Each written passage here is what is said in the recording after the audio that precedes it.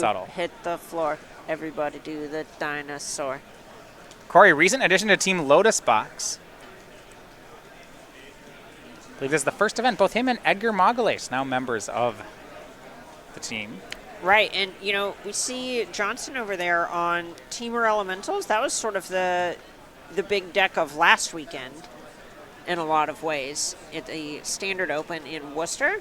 So seeing Teamer Elementals versus Jund Dinosaurs is a great just kind of representation of this week's tech versus last week's tech. Both these players at 3-0, though, you know, this is obviously going to be a great match.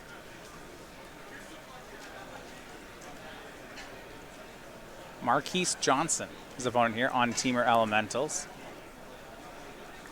Starts off with Stomping Ground and Llanowar Elves. Taylor's oldest time. Yeah. This was the 9-0 deck last week by Paul Muller in the Open. It did not convert into the top 8, but it had a lot of results on day 2. Oh, so this looks to be a more aggressively slanted version of the deck here, with Creeping Trailblazer acting as a sort of elemental lord.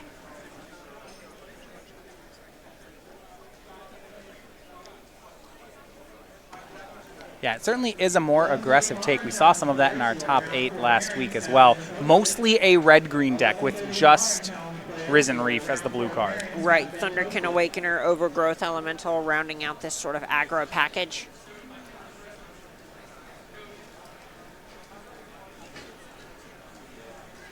From Corey, the Dinosaurs deck, so we're going to have a red-green fight here, is Odapek Huntmaster. The 2-drop here. I'm glad you know how to pronounce these. Or I can make it up. I don't want to risk it. Rotting Regisaur. The 7/6 for Corey. He's going to have to discard a card on each of his upkeeps. Oh, no. But it has haste, thanks to the Huntmaster, so he just crashes in for 7 damage. Marquis down to 11. Is this just going to be Ball Lightning Summer? Oh, that's good. It is really warm out if you haven't been in the Philadelphia area. It is hot it is on the really, East Coast this weekend. Yeah. It's Makes over sense that we're 100 going to get degrees these. outside.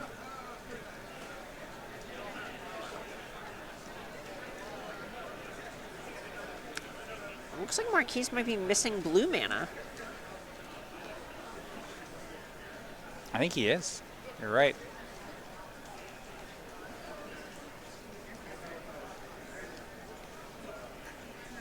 Cavalier of Thorns, though, can still spend the mana. Yeah, not missing that blue for long, presumably. And top card's Temple of Mystery will allow him to get some blue mana.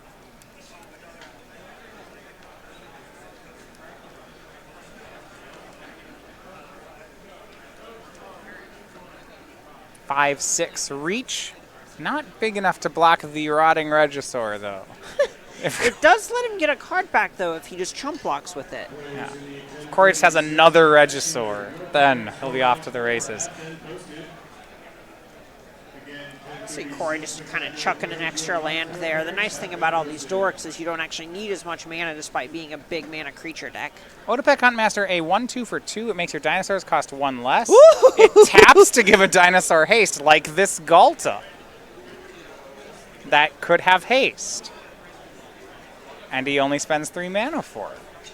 This is nice. Galta with haste is a good card. Yeah? Yeah. This is a nice deck. I'm thinking here, I think Marquise is, I think he's dead.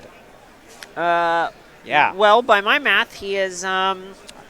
This I is don't, lethal? I don't have 11 fingers, but I'm going to say, yeah, he's at actual No, 0 this is life. this is just lethal. Yep. Oh, cool deck. Okay. Corey Baumeister with the turn 4 kill. Yeah, that Marquise's face. That was my face Yeah, too. Just kind of the. Oh. Yeah. Okay. Good game, I guess. Huh. Just watching Jund Dinosaurs. So, I guess we're gonna just don't blink here, or you'll miss this. Yeah, and you know, we didn't even see Corey start attacking until turn 3. And then Marquise was dead on 4. With 3 total creatures attacked. Well, sort of. 2 different creatures attacked, but 1 attacked twice. Yeah. Corey, the first game win there. Is there a feeling as good in a team tournament as just 3 minutes into the round, you lean over to your teammates and you go, "Hey guys, I'm up a game."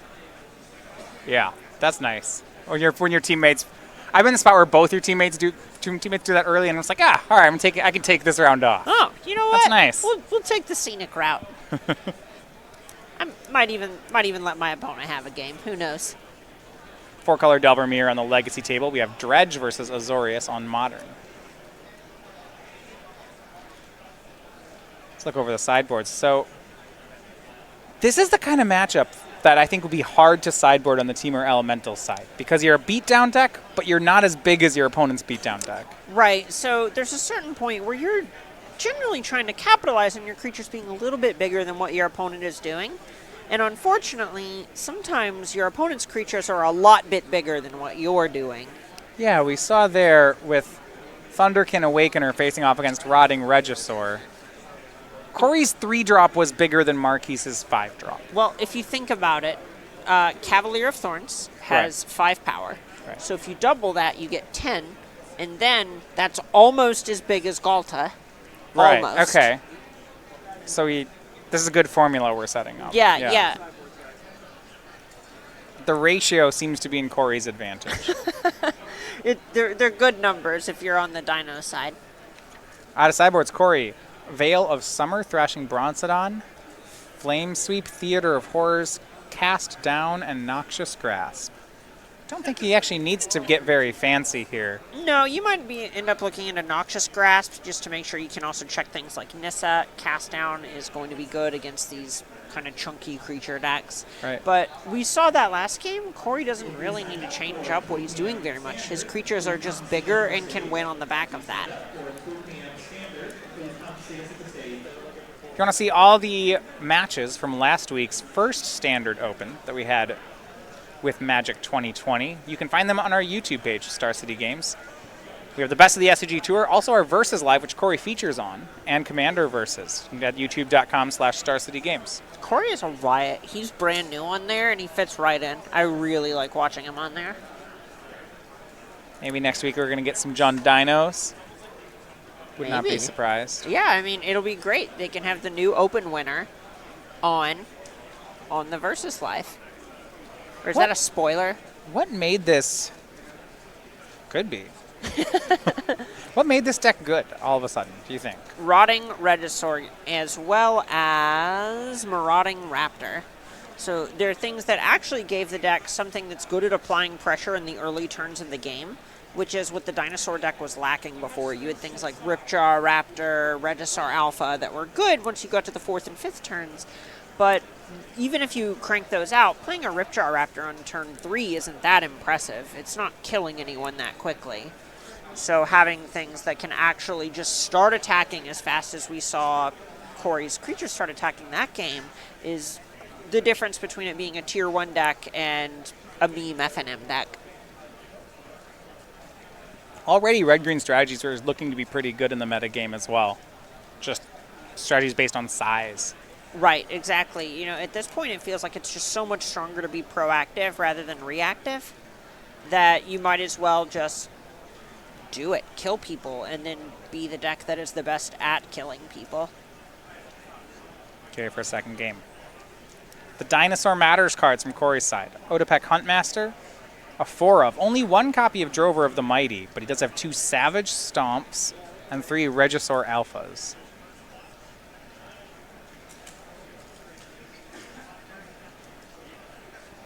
Both players on 7. Second game. Marquise, the deck that relies more on its third color of the two, though a lot of the blue cards in his deck aren't particularly good in this matchup. See Commune with Dinosaurs from Corey. Top 5. Can find a land or a dinosaur. You thought Ancient Stirrings was ancient. This is like prehistoric Stirrings.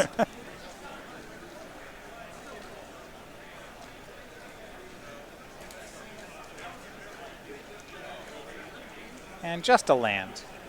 Woodland Cemetery.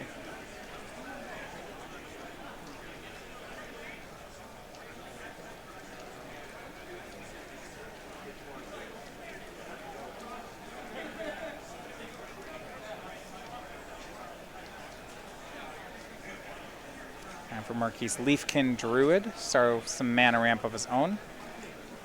Corey, Otepec Huntmaster. That is also a ramp spell in his deck. Makes dinosaur spells cost 1 less. That's what we call the developmental phase of the game. Yeah. Both players want to skip straight to the 4-drops. Corey would really like to dodge Omnath here.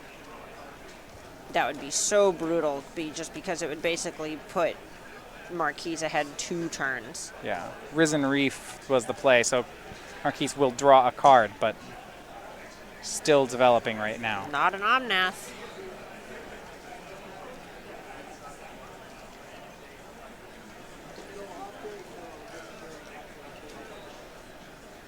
We see a cast down hiding out in Baumeister's hand, and what he's doing here is likely weighing if he wants to develop his own battlefield or try to set Marquise back instead.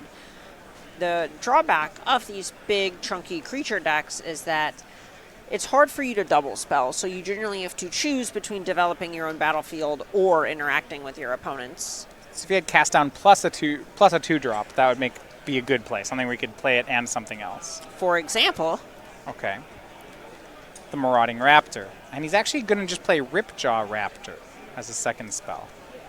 whew, cantrip, that's what we call synergy. Yeah, Marauding Raptor also makes creature spells cost 1 less, so it is another mana creature in the deck. And love this, yeah, Marauding Raptor. When another creature enters the battlefield under your control, Marauding Raptor deals 2 damage to it and gets +2/+0. In the case of Ripjaw Raptor, that's not a bad thing at all, as Corey will draw a card. As a matter of fact, I would love to draw a card. Thank you for asking.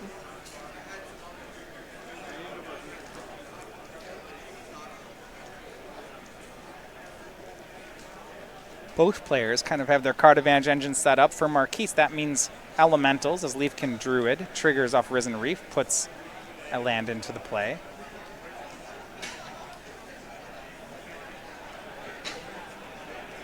From M20, Marauding Raptor, it enrages the other dinosaurs. Specifically good with Ripjaw Raptor in the deck. And something about Raptor that's interesting is it doesn't only trigger whenever a dinosaur enters the battlefield under your control. Right, so there is a cost here. Quote unquote. Yeah, there are, if you have a creature with less than 3 toughness, the Raptor will just Eat it. eat it. Yeah. Maraud it, if you will. But the Raptor likes to just feast on dinosaurs. It takes a big chunk out of them and then grows stronger. Delicious. It's kind of a weird flavor, right? It eats everything, but it only gets stronger when it eats other dinosaurs. I mean, it makes sense. Kind of. Lava Coil, of course, Ripjaw Raptor? No. No, I'll take the Huntmaster. Wow, outside assistance. Yeah.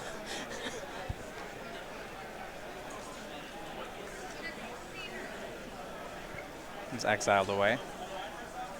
And that Lava Coil not being able to take out Ripjaw Raptor is exactly part of what this dinosaur deck tries to capitalize on, is it knows it's able to just trump a bunch of this conditional removal on the basis of just having the biggest creatures. It's really true if you look at last week's first week of Standard. Everyone was playing red removal spells and no one was playing black removal spells. You're seeing a lot of Shocks, Lightning Strikes, and Flame Slat, and Lava Coils. If that's the case, cards like Rotting Regisaur and Ripjaw Raptor look to be really good this week. Exactly. See if Baumeister can continue to just go off. And here's Rotting Regisaur. And Galta. So, yeah, all right, this is 19 power of creatures. Oh, yeah, it is the 4th turn. Corey has 35-ish power in play. No big deal. This matchup is unbelievably good for Corey. I love his deck in the meta. If this is what he's going to be playing against, his deck, this is fantastic. Yeah, we just see Marquise going, yeah, I guess I'm going to chump. Blah. Like, what's he going to do, burn spell these? Come on, active treason. I mean, that would be really good. But I think that kind of speaks to how powerful Corey's cards are. If your best solution is, They're I so hope I can big. steal theirs. Just the whole table, you just hear him coming. It's too big.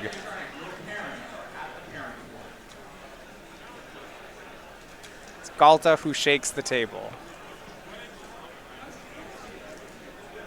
What are you doing?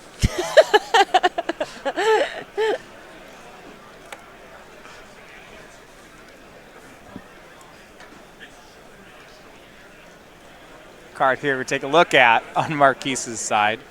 Thunderkin We Awakener. got a reader. We saw this one in Modern. You can also play it in Standard. It attacks and brings back Risen Reef. Marquise is drawing a lot of extra cards, which is really neat. Yeah, you know, these are. This is a format where having a bunch of extra lands is not as good as it is in Legacy. And Corey blocks. Marquise extends the hand. That is a beating. That is a trampling, if you would. You know, so the thing is it looks like people got so caught up asking if they could, and they never asked if they should. Yeah, and you see that on his face saying, yeah, that happened. So Marquise is going to have to rely on his teammates, Paul Lynch and Joel Sadowsky. Now, both of them have won their first game. Yeah, it's in a pretty good spot for them, but this is the kind of matchup for Joel where we see that Dredge is going to be favored over Azorius pre-board, which is just what these graveyard decks do. Before your opponent has their Rest in Pieces, their Surgicals, etc., you tend to just put a bunch of priced amalgams into play and go, all right, can we move on now, please? Right, so Joel did win the game one, and that's where we're going to go to, over to the Modern table, but the post-board games are more difficult. If you look at Shaheen's sideboard, he has 3 copies of Rest in Peace. Right. Along with an extra sweeper, he puts a copy of Wrath of God in the deck, something that can be pretty good against Dredge. And things, I think, will get tougher. On Joel's side, some Thought Seizes.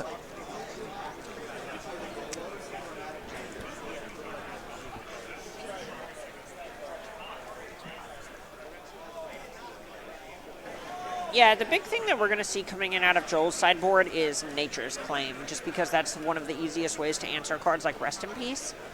You don't really want to risk overboarding when you're playing a synergy deck like Dredge, but having access to things like Nature's Claim, very good. Assassin's Trophy is a good catch-all against some of the cards that you might end up playing against in case you say expect Rest in Peace and then Soorani plays a Grafdigger's Cage, for example. Thoughtseize from Joel here on game number 2. See some sideboard cards. It is a Rest in Peace in Shaheen's hand, so Joel has caught it before it hit the table. Yeah, Rest in Peace, Mana Leak, Timely Reinforcements, Opt, and Jace. A great hand here from Shaheen, but you see Joel just immediately has to name Rest in Peace. Oh yeah, absolutely. You got to get that Rest in Peace out of there. Looks like Timely Reinforcements has come in out of the sideboard. Yeah, and it's something that Shaheen just wants to buy time because something like Dredge a lot of times is going to operate like a combo deck, but what it actually is an aggro deck that abuses the graveyard. So all it's doing is trying to put a bunch of 3/3s and 1/1s and so on into play and then cast some free lightning helixes. So if you start thinking of it as an aggro deck instead of as a combo deck that's going to do something infinitely or what have you, it's much easier to understand why we see Soorani bringing in something like Timely that's just going to end up buying him extra turns. And step Opt from Shaheen. Likes the card he sees.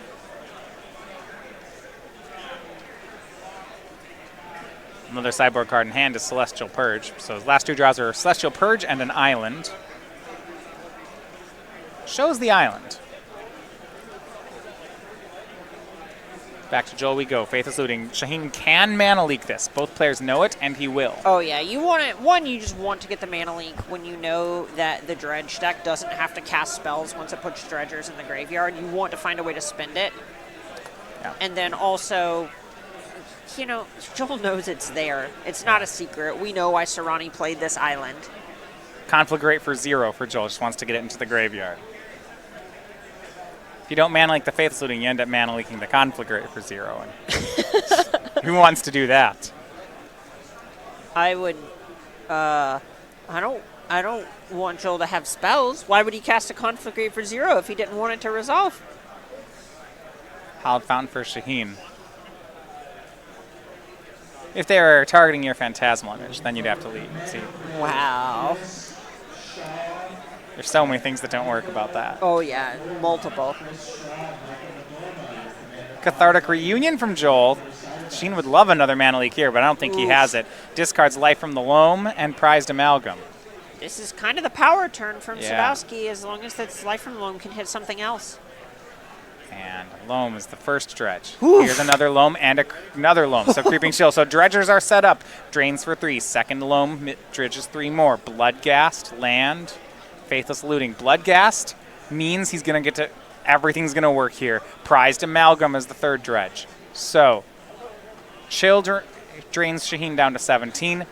2 Amalgams in the graveyard, a Bloodghast in the graveyard, and he has not made a land drop yet. Does he have one? He does.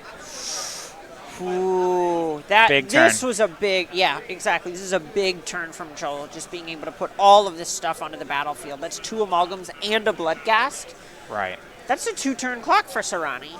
Now, I believe Shaheen, yeah, he's going to Celestial Purge away the Bloodghast. I think he has a Detention Sphere for the Amalgams, so things are okay for now. He's taking care of the whole board. The awkward thing is if Joel can just find a Nature's Claim, which he's already going to have because he wants to answer Rest in Peace, Detention Sphere is weak to that. And ultimately, Shaheen just bought himself a turn. Yeah. Right? Now Joel, Soorani's tapped out. Joel has a grip of cards. Yep. And right now he's debating whether he wants to cast Life from the Loams or whether he just wants to flash back that Faithless Looting. And generally speaking, you're just going to want to cast the Loam if you can because that's going to put you closer to a big conflict rate. Yeah, it doesn't have any dredgers in the graveyard yet either.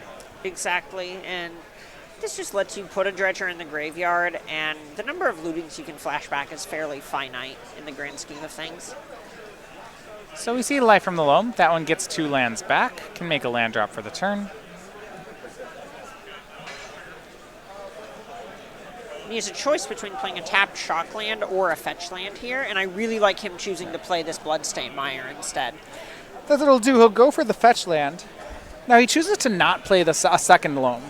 So the big thing here is he specifically just wants to hold up this Bloodstained Mire to represent something else and not expose too many cards in graveyard to something like another copy of Rest in Peace or what have you. Okay. He also doesn't necessarily want to pay too much life over the course of the game. And finally, this Bloodstained Mire is something he can put into the graveyard in order to fuel future life from the Loams. He's taking a little bit more of a conservative line here. Here is Narset from Shaheen. That's a pretty reasonable card. You can't draw more than 1 card ability. Doesn't come into play very much against Dredge. So it's an interesting ruling, actually, where if you have already drawn a natural card for a turn, you cannot dredge after that because dredge is replacing a draw, but you can't do the draw. But if the first card was a dredge, then you can keep dredging. Exactly, you can keep dredging because you have not yet drawn a card for turn, so Narset doesn't try to stop you, so to speak. Narset finds Jace the Mind Sculptor. She has plenty of strength at 4 mana if he can get there. So because there's a Life from the Loam in Joel's graveyard, he should be okay for this coming turn. Right. Heads up play from Joel here, choosing to fetch and shock this Blood Crypt just to make it so Shaheen can't gain life from timely reinforcements. That's really good play from Joel. Because he's seen the timely in his hand, but still very well played. Right, and Joel's just had some very impressive play here on our tour as well as the Magic Fest circuit.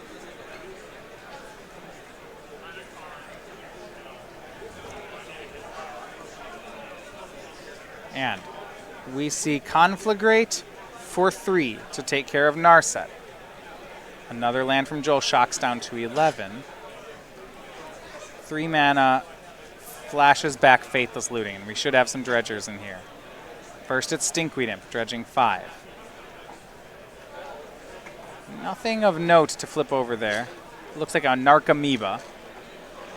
Looks like he also had a copy of Hogak Arisen Necropolis.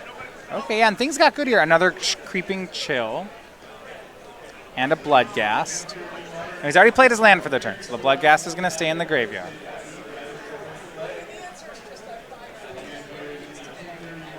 Narcomoeba into play. Looting is always so funny because you put 2 cards in your hand and they usually just immediately go right back to the graveyard. Kind of, all right, yeah, I'll put these tank for 10 seconds. All right, yeah, I don't know who I'm kidding. Yeah, these are still in the graveyard. That was 3 mana Milton. And Hogak Arisen Necropolis looks like he's just going to get to cast that one. He certainly has enough cards in his graveyard to delve it into play. Right, he still needs a couple of creatures for the Convoke, but he already has a Bloodghast lined up. So if he can just find something else next turn, then there's going to be a 7/7 facing down, or 8/8 rather, facing down Soorani.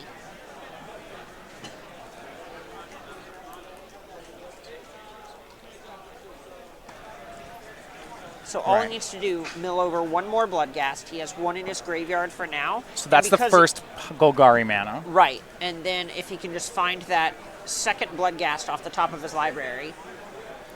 Some timely reinforcements for Shaheen now that Joel has a creature on the battlefield. Shaheen wants to go ahead and make 3 1/1s, which, oh yeah, they're Shaheen tokens. Right.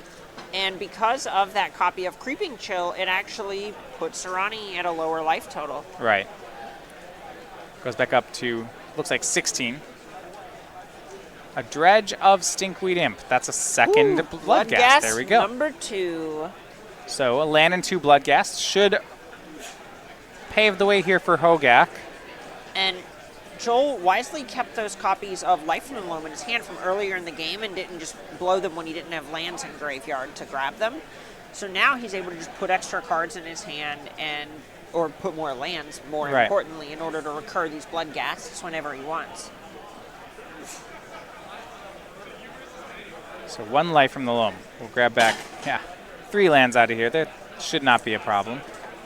One of them, importantly, being Blast Zone. And looks like Forgotten Cave as well, so cycling land. Forgotten Cave is incredible out of the Dredge decks because it protects your Dredge enablers from surgical extraction. Right. Yeah, you can cycle. You may cycle in response. It also is a way to just, keep turning you can buy back the Loam for 1 red mana and then spend 2 to get back the Forgotten Cave and so on. So you can just spend 3 mana to mill 3 as many times as you want. There is Blast Zone. Brings back Bloodghast.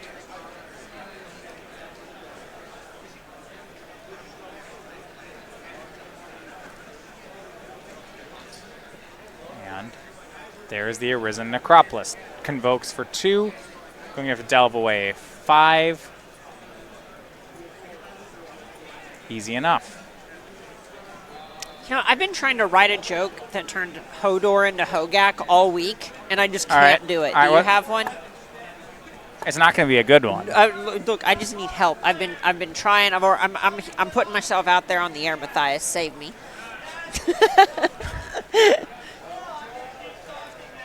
Hogak's gonna show him the door. Ooh. There we go. Nailed it. Slam it shut.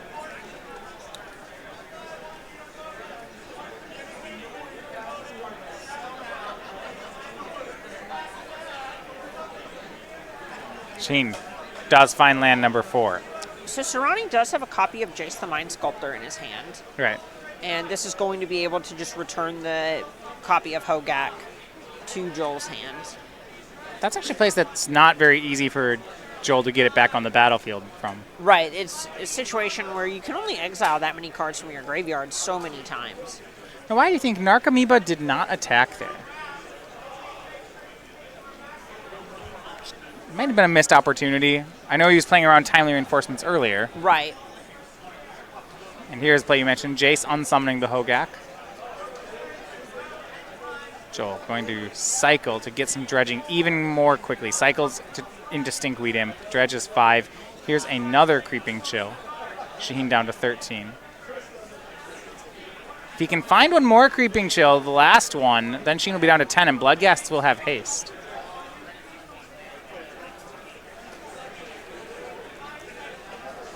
Another counter on Blast Zone as it ticks up.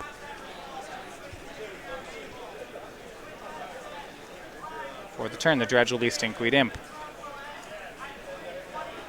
Joel has one more copy of Conflagrate in the deck. Has not put it into the graveyard yet. Conflagrate would be such a big hit here. And there it is. Speak of the devil. Yeah, that might be able to clean things up. Ooh. Question is it lethal? At 13, it's hard to imagine so. He has, yeah, we'll see. He gets back 3 lands with the first Loam. I know he has another Bloodghast in the graveyard. So if he can Conflagrate for 9, I think that would work. He'd remove the blockers, shoot for 4, swing. Also, would have the to play blockers, a land there, yeah. though? Yeah, so you'd have to get up to 10 cards in hand. Remove the blockers, shoot for 5, or for 6. So you need to be a 9-point Conflagrate, shoot for 6. Then a swing for 7. Some assembly required. Yeah, he's definitely doing the math here. Yeah, I believe, he needs a 10 to get up to a 10-card hand for this to work. Conflagrate, flashback. Discard 6. 1, 2, 3, 3 upstairs. All right, down to 10. Shaheen down to 10. A land means that Bloodghast has haste.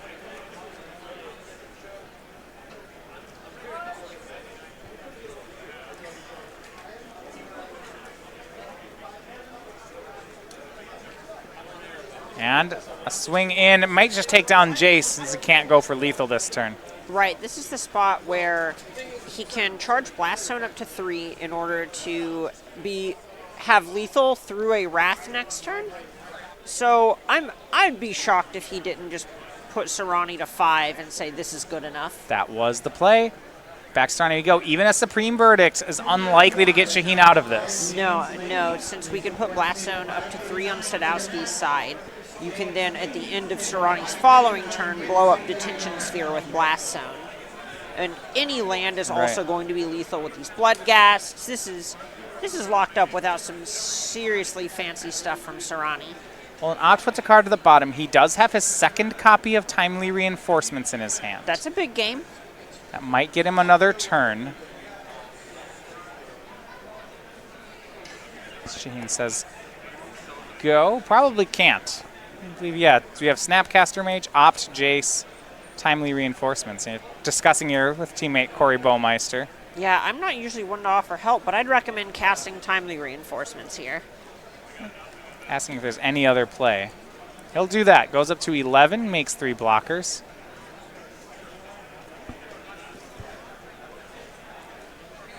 Blast Zone to 3. And you mentioned about that Detention Sphere still hiding out on the bottom of the screen. Right. He is ready to go for next turn. Back to Joel. Interested to see how much he continues to dredge. He's through both his Conflagrates. So there isn't too much else left. He'll dredge life from the loam. And finds a Creeping Chill. That was the 4th and final copy of Chill. Shaheen is down to 8. 1, 2, 3, and I believe 4. Little did Shaheen know that starting match life totals for this were actually 8 and 32. That's a nice card. 3 blocks, Shaheen to 7. All the Bloodghasts in the graveyard.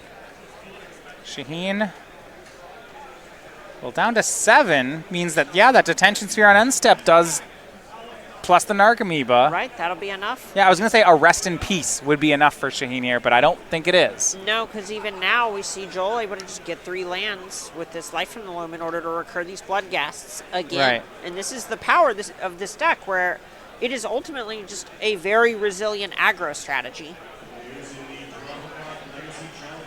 Yeah, land brings back 3 Bloodghasts. It's post-combat, so they're ready for next turn. And I like this. Actually, Joel splitting the difference. He wants to bring back 2 Bloodghasts. Oh, this is so nice. Just trying to play around both Detention Sphere and Rest in Peace at the same time.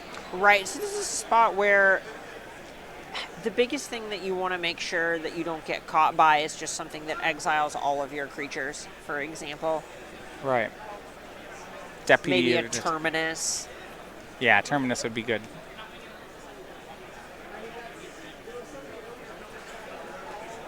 It is a May, so he puts 2 of them on the battlefield. Sheenside Snapcaster Mage on Timely Reinforcements. Again, they decide this is the only way for him to stay alive. Well, time is all that these decks tend to need, a good chunk of games. Yeah, he goes up to 13. Do you think Joel blows up the Detention Sphere then? This is a spot where it's hard to imagine he doesn't, just because it is more attackers. Yeah, it looks like he's leaning the same way. Checking in with teammates. They decide, yes, it's time. You can always get the blast zone back with Life from the Loam. Right. And actually, he can clear away blockers. Well, it starts with 1 charge counter. Something I wish that Joel had done that previous turn with Bloodghast is cast Hogak. Okay. Because Hogak has Trample. Right, then this board wouldn't be enough. Exactly. This would be such a different turn if there were an 8/8 trample creature on the battlefield, and if those Bloodghasts were to get Terminus or something to that effect, it's so hard to cast Hogak anyway that it's hard to say if it's necessarily worth a resource in the first place. Sure.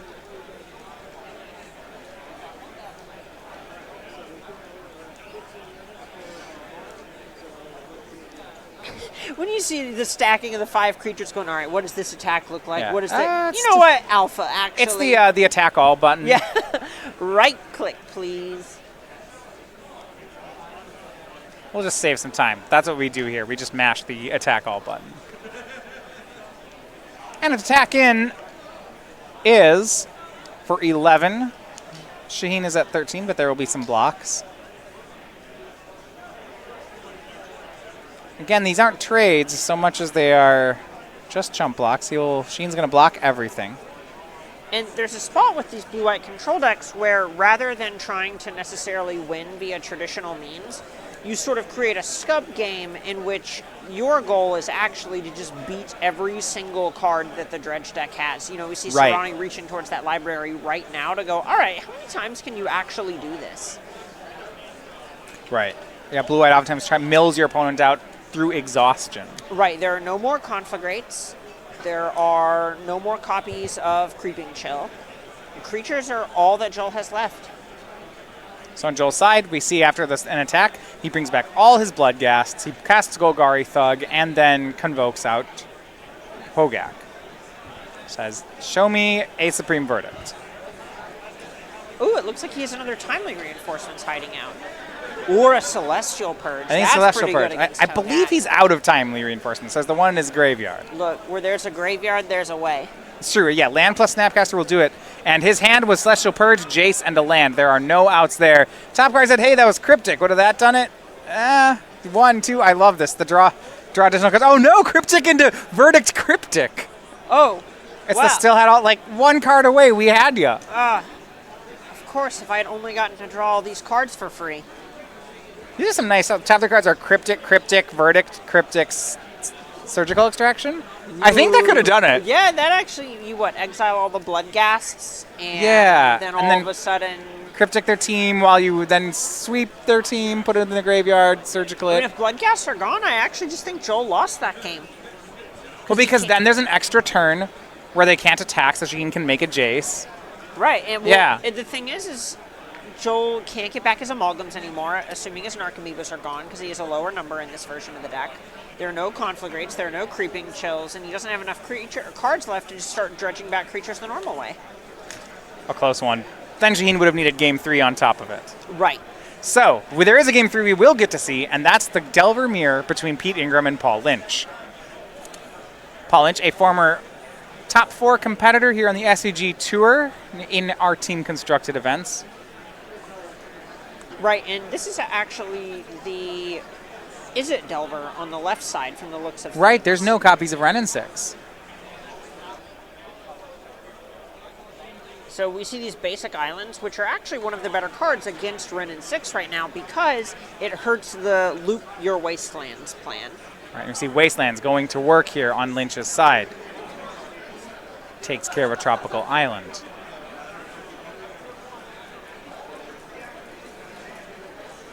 So that mana fight that you frequently see at the beginning of Delver Mirrors already underway. No basics in Pete's deck. It's hard to afford it when you're playing the full 4 colors. And he will manage to get a Tarmogoyf down. Card we don't see as much of in Legacy now, though it is still very good against Izzet decks. That is, if it gets to make it onto the battlefield, which this one does not. Good old days.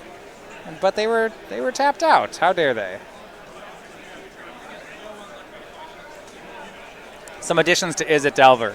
for Dreadhorde Arcanist, now a staple in the deck. Right, the card is just so strong with Chain Lightning in general, and in a lot of ways it kind of does an Insect Elaboration impression, but also it has this grindy aspect to it that we see from cards like Wrenn and 6.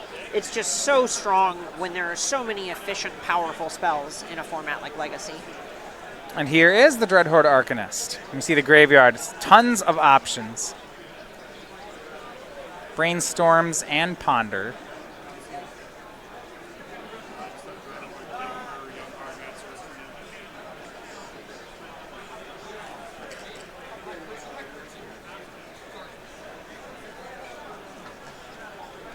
And the Arcanist, the kind of card you don't really let them untap with. So here's Lightning Bolt.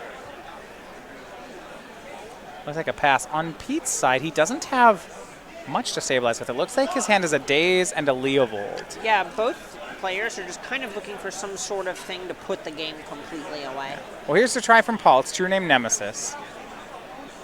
Pete can't let that one resolve. Right, and it looks like he has a couple of different answers, and he's trying to choose which one he wants to use. Yeah, rather than pay for the Daze, he floats some mana and casts the Daze with the alternate cost. Doesn't want his Daze to get dazed there. Right, you know, we saw Lynch earlier kind of playing around Daze a little bit, which means that Lynch thinks it's a thing to be respected, and Ingram doesn't want to get got by it as a result. Pete uses the floating mana to cast Brainstorm. Brainstorm finds 2 copies of Delver.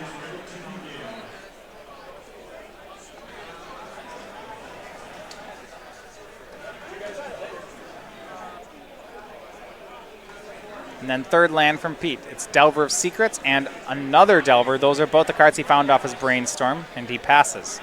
Back on Paul's side, he's going to have to race these. Has another True Name Nemesis.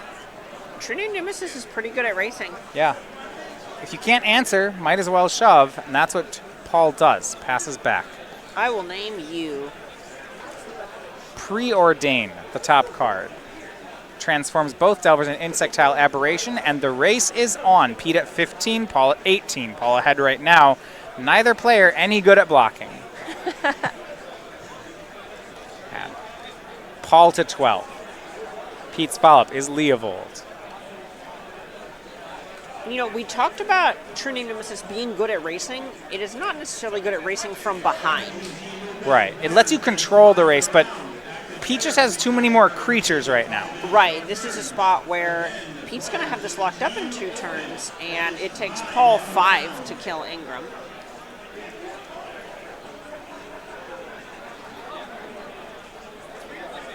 Daze a pickup. That's not going to do anything for Paul Lynch.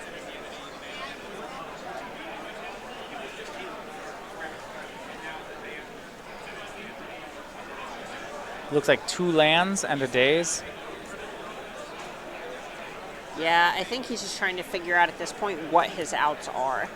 Yeah, if you should even attack, because the clock is actually the same both ways. Right. It's a 2-turn clock he's up against. He says go.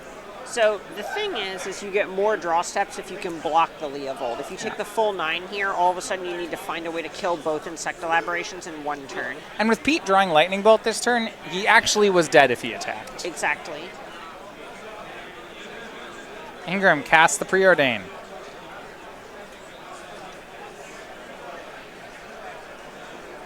Finds another Preordain. Easy enough. The old ponder for ponder. Love it. Wishing for more wishes. Or wishing for the same number of wishes. Oh, yeah. It's like the genie strategy, but the less broken version. I will wish for exactly 1 wish. Okay. Wrenn and 6 is a saucy pickup here. A good card. I'm not sure he needs it at this point, but it's not a bad one. Paul goes down to 6. Ingram says go. A Lightning Bolt's the pickup for Lynch. He can bolt down a flyer, but he is dead to that Lightning Bolt in Ingram's hand. Right. Even if he found something like a Brainstorm, Leovold is shutting it off here.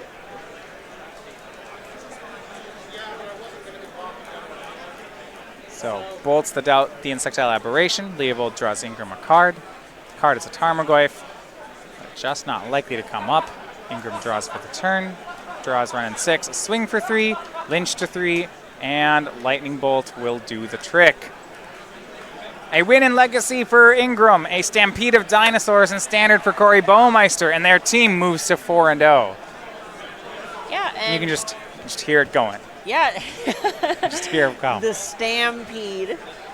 And that's how a lot of those Delver decks, the matchups in general tend to go. Is you see the smaller things like Delver trade a good bet, and then someone tries to stick a more medium threat in the